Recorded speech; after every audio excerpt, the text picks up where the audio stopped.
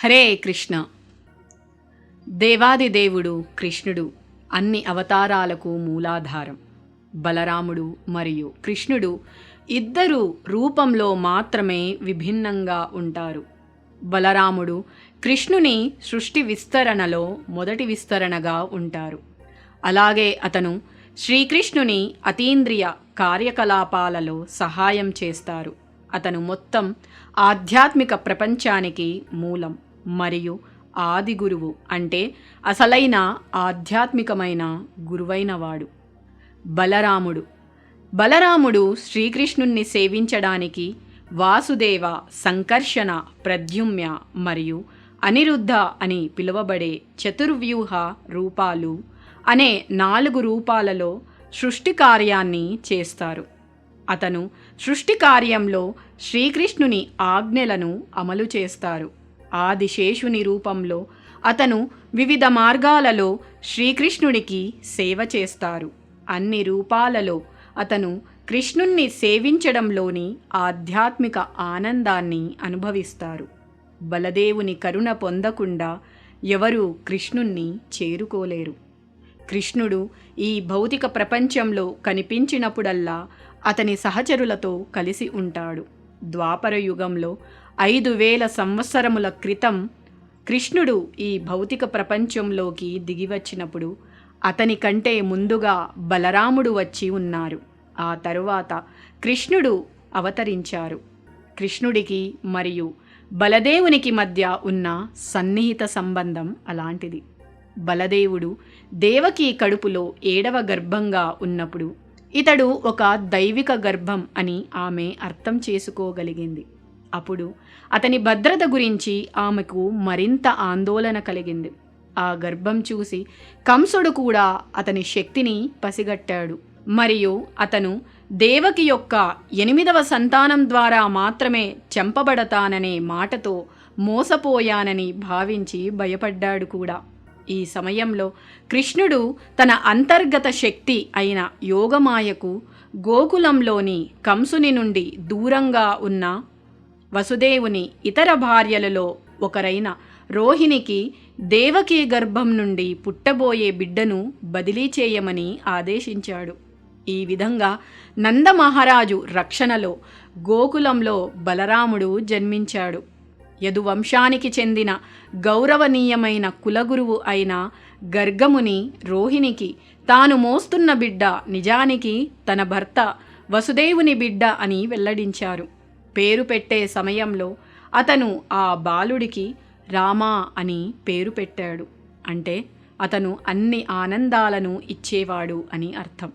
ఆ పిల్లవాడి అపారమైన బలాన్ని ప్రస్తావిస్తూ గర్గముని అతను బలరాముడు అని కూడా పిలువబడతానని చెప్పాడు.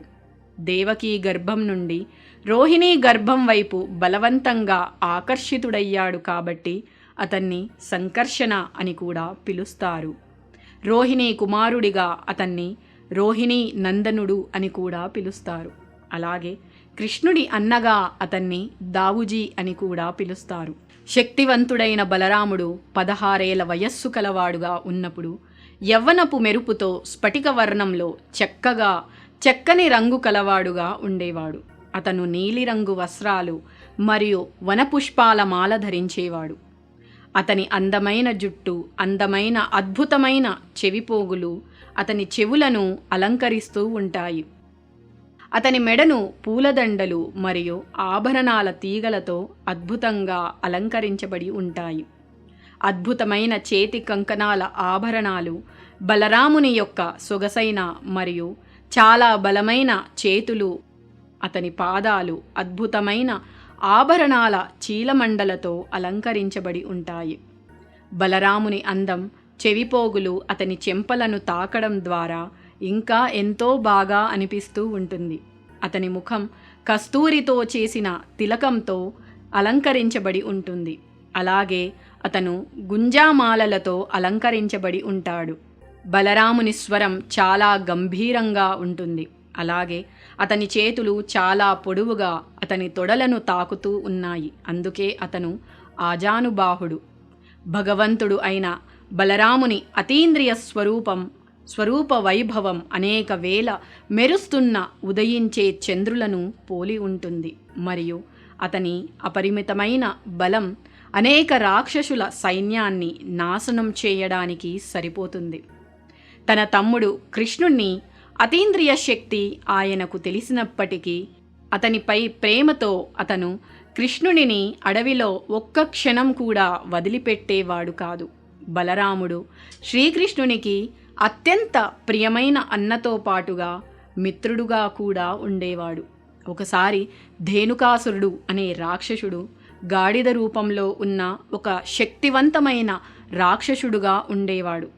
అతడు తన రాక్షస మిత్రులతో కలిసి బృందావనంలో 12 అరణ్యాలలో ఒకటైన తాళవనాన్ని అతడు ఆక్రమించాడు. ఈ రాక్షసుల భయంతో ఎవరు ఆ తాళవనాన్ని చేరుకోలేకపోయేవారు. అలాగే అడవిలోని అనేక పుష్పాలను మరియు పండ్లను కూడా తీసుకోలేకపోయేవారు. గోపబాలురు స్నేహితులు అడగడం వలన బలరాముడు ఆ రాక్షసులను చంపాలని ఆ తాళవనం అడవిలోకి పోతారు. బలరాముడు ఆ ధేనుకాసురిని అంతం చేయాలని నిర్ణయించుకున్నాడు. తాళవనంలోకి ప్రవేశించి వృక్షాలను కంపింపజేసి ఫలాలను పగులగొట్టాడు. దీనితో రాక్షసుడు ధేనుకాసురుడు కోపంతో బలరాముని మీద దాడి చేశాడు. అయితే బలరాముడు ధేనుకాసురిని సులభంగా ఓడించాడు. అతని కాళ్లను పట్టుకొని గాల్లో తిప్పి తిప్పి ఒక తాళవృక్షం పైకి విసిరేస్తాడు. ఆ విధంగా అక్కడికక్కడే అతని ప్రాణాలు తీశాడు. తర్వాత శ్రీకృష్ణుడు మరియు బలరాముడు మిగిలిన రాక్షసులని కూడా సంహరించారు. ఒకసారి కృష్ణుడు బలరాముడు గోరక్షకులతో ఆడుకుంటున్నప్పుడు వారి మధ్యలోకి ప్రలంబ అనే రాక్షసుడు గోపకుల వేషంలో ప్రవేశిస్తాడు. కృష్ణుని అజేయమైన శక్తిని అర్థం చేసుకున్న అతను బలరాముడిని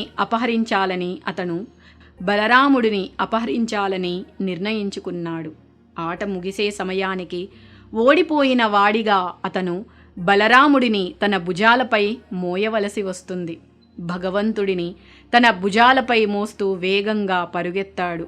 కానీ బలరాముడు రాక్షసుడి యొక్క నిజ రూపం గ్రహించాడు. తనను తాను బరువుగా మారడం ప్రారంభించాడు. రాక్షసుడు బరువును భరించలేక తన అసలు రూపాన్ని ధరించాడు. అది బంగారు ఆభరణాలతో అలంకరించబడిన పెద్ద చీకటి మేఘంలా ఉంది. బలరాముడు తన పిడికిలిని రాక్షసుడి తలపైకి కొని దానిని 2గా చీల్చి అతన్ని ప్రాణాన్ని తీశాడు. కొన్ని సమయాల్లో బలరాముడు అతడు ఆడుతూ అలిసిపోయేటప్పుడు అతను గోపకులతో ఒకరి ఒడిలో పడుకున్నప్పుడు కృష్ణుడు స్వయంగా అతని కాళ్ళు ఒత్తుతూ సేవ చేస్తూ అభిమానించి అతనికి సేవ చేసేవాడు. కృష్ణుడు మరియు బలరాముల మధ్య ప్రేమ యొక్క మధురమైన అన్యోన్యత అలాంటిది. ఒకసారి ద్వారకలో ఉన్నప్పుడు బలరాముడు యమునా తీరంలో ఉంటూ యమునా నదిలో స్నానం చేయాలనుకున్నప్పుడు యమునాదేవి స్పందించకపోగా బలరాముడు తన ఆయుధమైన నాగలిని తీసుకొని యమునని 100 పాయలుగా లాగడం ప్రారంభించాడు. బలరాముని స్థితిని అర్థం చేసుకున్న యమునాదేవి స్వయంగా ప్రత్యక్షమై భగవంతుణ్ణి అనేక ప్రార్థనలతో ఆయనకు నమస్కరించింది. ఆ విధంగా శాంతించి బలరాముడు యమునలో ప్రవేశించి నదీ జలాల్లో స్నానం చేశాడు. ఒకసారి జాంబవతి మరియు కృష్ణుల కుమారుడైన సాంబ దుర్యోధనుని కుమార్తె అయిన లక్ష్మణని పెళ్లి చేసుకోవాలని అనుకున్నారు. కానీ అది ఇష్టం లేని కోపంతో ఉన్న కౌరవులు సాంబను అపహరించారు, బందీ చేశారు. యాదవులు దీని గురించి విన్నప్పుడు వారు యుద్ధానికి సిద్ధమయ్యారు. కానీ బలరాముడు శాంతియుత పరిష్కారానికి కనుగొనటానికి ఇష్టపడి వారిని శాంతింపజేశారు. అయితే అతను సాంబ మరియు లక్ష్మణని తిరిగి ఇవ్వమని కౌరవులను అభ్యర్థించినప్పుడు కౌరవులు అతనిని మరియు యాదవ వంశాన్ని అవమానించడం చూసి కౌరవులను అర్థం చేసుకున్న బలరాముడు తన నాగలిని తీసుకుని హస్తినాపురాన్ని గంగలోకి లాగడం ప్రారంభించాడు. భయభ్రాంతులకు గురైన కౌరవులు అప్పుడు బలరాముని దయ కోసం వేడుకుంటూ అతని పాదపద్మాలకు లొంగిపోయారు. వారు వెంటనే సాంబ మరియు లక్ష్మణులను తిరిగి ఇచ్చి అనేక విలువైన బహుమతులతో పంపివేశారు. అప్పుడు వారి వివాహం వేదోక్తంగా వేడుకగా జరిగింది. సత్యయుగంలో రైవత అనే రాజు ఉండేవాడు. అతని కుమార్తె రేవతి అన్ని విధాలుగా ఉత్తమమైనది. ఆమెకు సరిపోయే భర్తను కనుగొనలేకపోయాడు ఆ రాజు తన సలహాల కోసం ఆమెను బ్రహ్మలోకానికి తీసుకెళ్లాడు. రాజు బ్రహ్మను కలుసుకున్నప్పుడు కొంత సమయం వేచి ఉన్న తర్వాత అతను బ్రహ్మలోకంలో గడిపిన తక్కువ సమయంలో భూమిపై ఆ సమయంలో యుగాలు ముగిశాయని తెలుసుకుని ఆశ్చర్యపోయాడు. అయితే ఈ సమయంలో ప్రస్తుతం ఉన్న బలరాముడు రేవతికి భర్త కావడానికి ఎక్కువ అర్హత కలిగి ఉన్నాడని బ్రహ్మదేవుడు రైవతరాజుకు తెలియజేశాడు. రైవతరాజు తిరిగి వచ్చి రేవతిని తన భార్యగా స్వీకరించడానికి బలరాముడిని సంప్రదించాడు. తరువాత తన భార్యగా అంగీకరించాడు. సాధారణంగా బలరాముడు పాండవులు మరియు కౌరవులు ఇద్దరిపైన సమానంగా ప్రేమగా ఉండేవాడు. అతను దుర్యోధనుడు మరియు భీముడు ఇరువురిని తన శిష్యులుగా గదాయుద్ధ కలలో అంగీకరించాడు. ఉపాధ్యాయుడిగా దుర్యోధనుని ప్రశంసించాడు.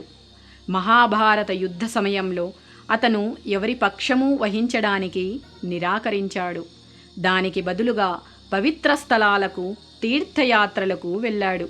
భీముడు మరియు దుర్యోధనుడు మధ్య జరిగిన యుద్ధంలో దుర్యోధనుని తంత్రంతో చంపినందుకు భీముడిపై కోపం తెచ్చుకున్నాడు. కానీ శ్రీకృష్ణునిచే శాంతింపబడ్డాడు. అలాగే నైమిషారణ్యంలో రోమహర్షణుడు అనే గురువు ఉండేవారు. కానీ బలరాముడు సభలోకి ప్రవేశించినప్పుడు ఆయనను పరమాత్మ అని అర్థం చేసుకుని అక్కడ ఉన్న అందరూ ఆయనకు గౌరవం ఇవ్వడానికి లేచారు. అయినా రోమహర్షణుడు నాయకుని స్థానాన్ని ఆక్రమించుకున్న గర్వంతో లేవలేదు. రోమహర్షణుడు ఒక నిపుణుడైన వేదాంతవేత్త అయినప్పటికీ అతను ఇంకా ఈ బోధనలను గ్రహించలేదని బలరాముడు అర్థం చేసుకోగలిగాడు. రోమహర్షణుడు నాయకత్వం వహించడానికి అనర్హుడని భావించి బలరాముడు గడ్డితో అతనిని తాకడంతో అతను మరణించాడు. ఆ తరువాత రోమహర్షుని కుమారుడైన సూత గోస్వామిని సభానాయకునిగా నియమించి తన తీర్థయాత్ర కొనసాగించాడు. బలరాముడికి కృష్ణుణ్ణి సేవ చేయడం ద్వారా కృష్ణుడిని సంతోషపెట్టడమే అతని ఏకైక లక్ష్యం. బలరాముడు శ్రీకృష్ణుణ్ణి శాశ్వత సహచరుడు. అతను త్రేతాయుగంలో రాముడితో లక్ష్మణుడిగా మరియు తర్వాత చైతన్య మహాప్రభుతో నిత్యానంద మహాప్రభువుగా వచ్చారు. ఆయనే అసలైన ఆధ్యాత్మిక గురువు. ఆధ్యాత్మిక పురోగతిని కోరుకునేవారు ఎవరైనా ముందుగా బలరాముని కరుణను పొందాలి. హరే కృష్ణ.